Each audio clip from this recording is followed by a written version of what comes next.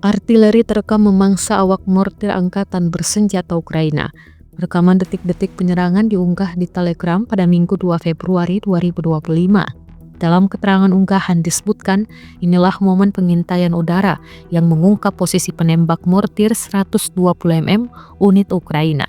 Target yang terdeteksi dengan cepat dihancurkan oleh awak artileri dari kelompok Angkatan Darat Gabungan ke-25 Barat Rusia.